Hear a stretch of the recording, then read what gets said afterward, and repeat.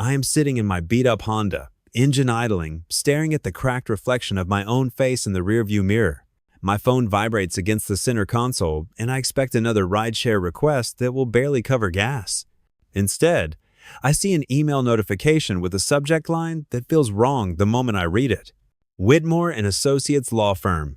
I laugh under my breath and say it's spam, because that's what people like me say when something impossible shows up. I tap delete, then freeze, then tap the email back open like my thumb made the decision before my brain did.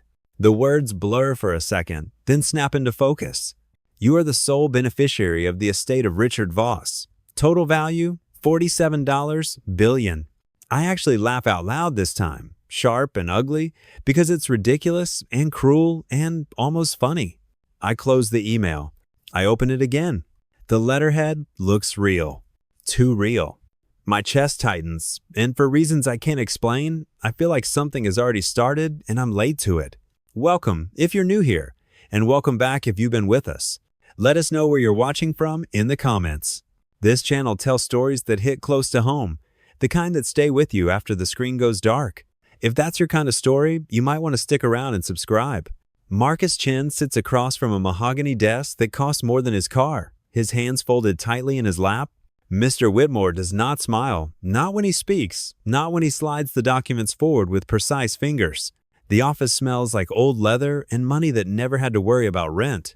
Whitmore explains the inheritance in a calm, professional tone, like he's reading a grocery list instead of a life-altering sentence. 30 consecutive days in the estate, no exceptions, no early departures. Leave early, and everything is forfeited. Marcus asks the question that has been burning a hole in his chest since the email. Why him? Whitmore says Richard Voss was very specific and very clear. Marcus presses harder, saying he's never even heard the name before. Whitmore pauses, then says Voss believed Marcus would understand when the time came. The silence after that sentence feels heavier than the desk between them. Marcus signs, because something deep and quiet tells him this is already decided. The car climbs a winding mountain road as the city disappears behind layers of trees and fog. Marcus grips the steering wheel tighter with every turn, like the road might reject him if he loosens his hold. Then the mansion appears, all glass and steel, cutting into the forest like it doesn't belong there. It's massive, but silent, reflecting the sky instead of welcoming anyone inside. Marcus parks and steps out, his footsteps sounding too loud on the stone. Inside, the space feels cold despite the perfect temperature. White walls, black accents, chrome edges, and nothing that looks lived in. It feels like walking into a place designed to be admired, not inhabited.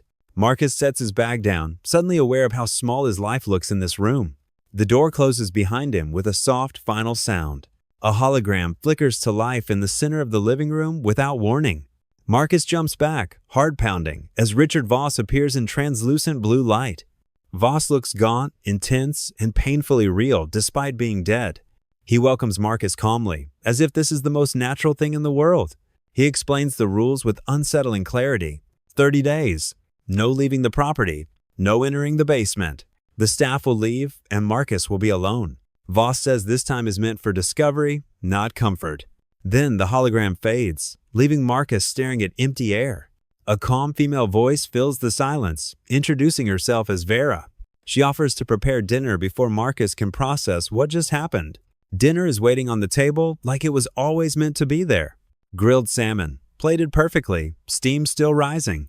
Marcus asks how the system knew what he liked. Vera answers without hesitation that Mr. Voss was thorough. The staff finishes packing quietly, avoiding eye contact. Marcus asks if they're really leaving him alone in this place. The butler nods, polite but firm, and wishes him luck. The front door closes behind them with a heavy mechanical lock. Marcus stands in the silence, chewing slowly, realizing there's no one left to hear him breathe. The house feels awake now, like it's paying attention. Days pass in fragments that blur together. Marcus explores rooms that feel more like exhibits than living spaces.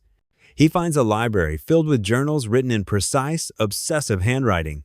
The words talk about masks, about identity, about who people are when no one is watching. Marcus tries the basement door once, then twice. It doesn't budge. Vera politely refuses access every time. At night, lights flicker without explanation. Doors close on their own. Marcus tells himself it's just a smart house doing smart house things. Still, he sleeps with one eye open. By day 6, the quiet feels loud enough to hurt. Marcus video calls Jenny, desperate to hear a voice that isn't artificial. She laughs at his paranoia and tells him to enjoy the easiest money of his life. Marcus tries to explain the feeling of being watched, but the words sound weak when he says them out loud. That night, he lies awake, listening to the hum of the house. Then he hears something else, a faint mechanical whir, steady and deliberate. He follows it into the living room, heart racing. I pull a painting aside and feel my stomach drop. There's a camera embedded in the wall, lens blinking red. It's not hidden well enough to be accidental. It's watching me. I stand there frozen, realizing this house has been looking at me since the moment I walked in. My chest tightens, and the laughter I felt in my car feels like it happened to someone else. This wasn't an invitation. It was a setup. Marcus doesn't sleep after finding the camera. He moves through the house slowly, checking vents, mirrors, light fixtures. Everywhere he looks, there's another lens.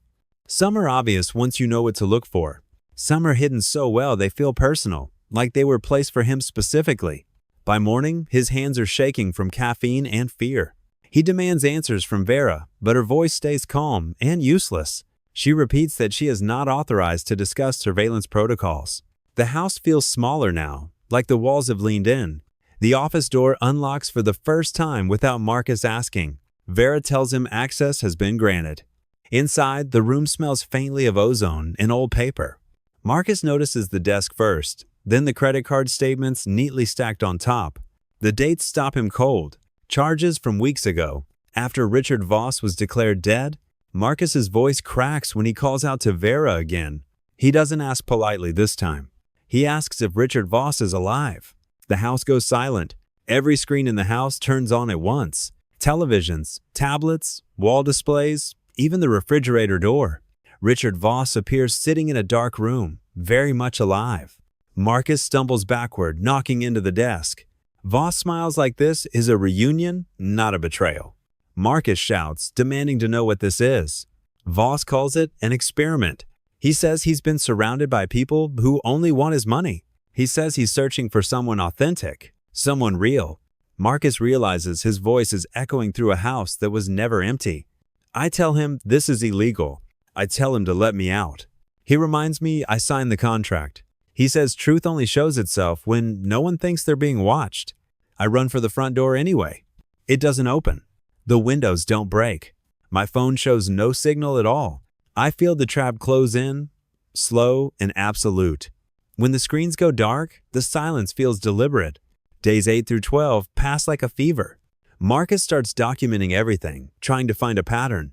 He notices scuff marks along a hallway wall, like something heavy was dragged. A guest room floorboard flexes under his weight. Scratches mar the steel near the basement door. At night, he hears movement that isn't his own. He talks to himself just to prove he can still hear a human voice. The house never responds unless he asks it to. That somehow makes it worse. Under the loose floorboard, Marcus finds a USB drive wrapped in cloth. He plugs it into a laptop with shaking hands. A woman appears on screen, eyes darting off camera. She introduces herself as Sarah Campos.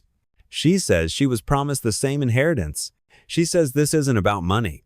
Her voice trembles when she talks about others before her. She says names are carved into the walls. She says she doesn't think they left. The video cuts out mid-sentence. Marcus searches the house with new urgency. Inside an air vent, he finds a driver's license for Michael Torres. In a closet, initials are carved deep into the wood, layered over each other. Dates span years.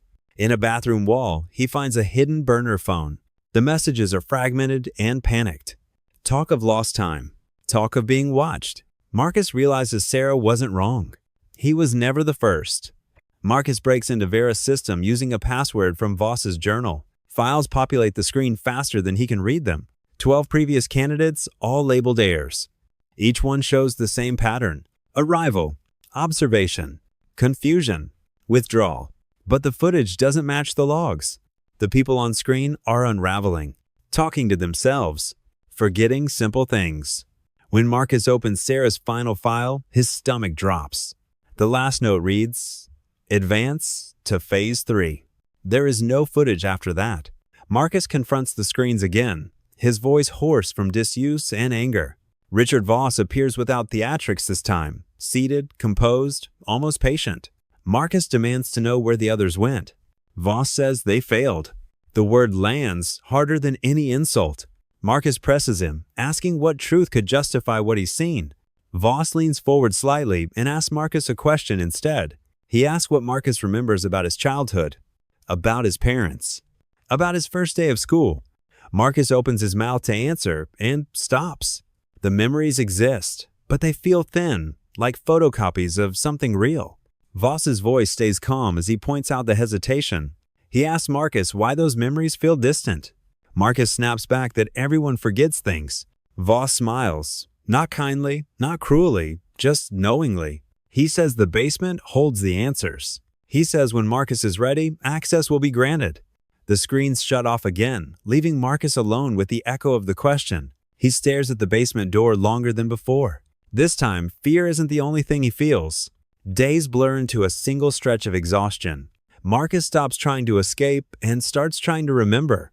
He rereads the journals, noticing phrases that feel uncomfortably familiar. He catches himself reacting to rooms as if he's been in them before. Sometimes he reaches for objects without knowing why. The house no longer feels hostile. It feels expectant. On the 22nd day, Marcus sits on the floor outside the basement door, defeated. A mechanical click breaks the silence. The door opens smoothly, like it was never locked at all. Vera speaks behind him, her tone unchanged. She calls him Richard.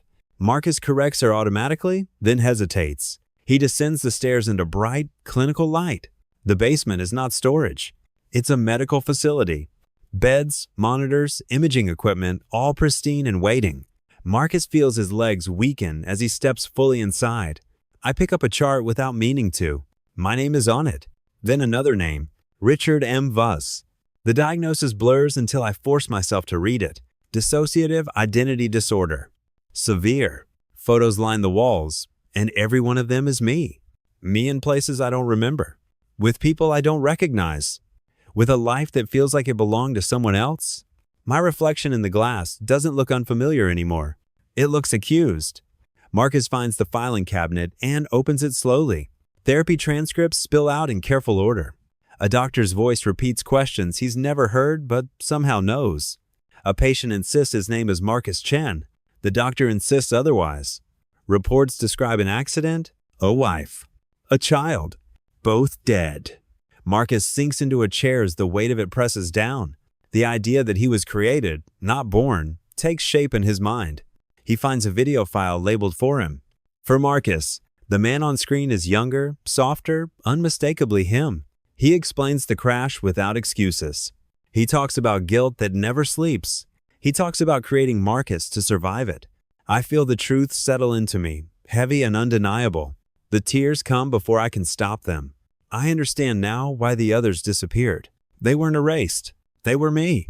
Marcus walks through the mansion one last time before dawn. He opens a child's bedroom he's avoided until now. Pink walls. Drawings taped crookedly to the desk. A tablet rests on the bed. He presses play and watches a little girl dance on stage. The joy on her face breaks whatever was left holding him apart. He finally lets the grief move through him instead of around him. Outside, morning light touches the glass walls of the house. The basement door remains open behind him. Morning arrives without ceremony. Marcus wakes on the couch, eyes burning, body heavy like he's been carrying weight in his sleep. The mansion is quiet in a different way now. Not watchful. Waiting. He showers, dresses, and notices the clothes fit too well, like they were always meant for this body. He doesn't speak to Vera. He doesn't need to. Every step he takes feels deliberate, grounded, as if the house is no longer a maze, but a memory. The basement lights are already on. A woman waits at the bottom of the stairs. She stands with practiced stillness, hands folded, eyes sharp but kind. Dr. Eleanor Kim introduces herself like this is an ordinary meeting. She doesn't flinch when Marcus stiffens. She asks how he's feeling, not who he is. Marcus answers honestly and says he doesn't know anymore. That earns a small nod, like progress has been logged. She tells him no one has made it this far before, not without resetting. Dr. Kim explains the experiment without euphemisms. Immersive therapy, controlled environments, narratives designed to bypass resistance, each attempt tailored, escalating in stakes. Marcus listens, absorbing the idea that his entire recent life was part of treatment. She confirms the others were not victims. They were versions, fragments that couldn't hold the truth long enough to integrate. This time was different. Marcus stayed. Marcus looked. Marcus remembered. I ask her if integration means Marcus disappears. She doesn't answer immediately. She says integration means neither of us has to hide anymore. She says I won't lose myself, but I won't get to forget either. She says the grief won't soften quickly. It might never soften at all. My chest tightens, but I don't look away. For the first time, I don't want to. Dr. Kim offers the alternative without judgment. She says Marcus can continue. The foundation will fund care quietly. A simple apartment, a modest job, no mansion, no fortune, no memories of the crash. Marcus imagines that life for a moment. It feels lighter. It also feels unfinished. He walks the halls again, slower this time. He notices details he missed before. The height marks on a door frame, a faint dent in a wall from a child's toy. These aren't clues anymore. They're echoes. The child's bedroom draws him in without resistance. He sits on the floor and lets the video play again. He doesn't look away when it hurts. 6 months later, the mansion looks different. Not colder. Quieter. Purposeful. A sign stands at the entrance bearing 2 names. Inside, rooms have been repurposed into therapy spaces. Marcus, or Richard, moves through them with steady confidence. He speaks gently to a patient who looks terrified. He understands that look better than anyone. When he catches his reflection, there's no flinch. Vera's screen activates one last time. Her voice confirms integration as complete.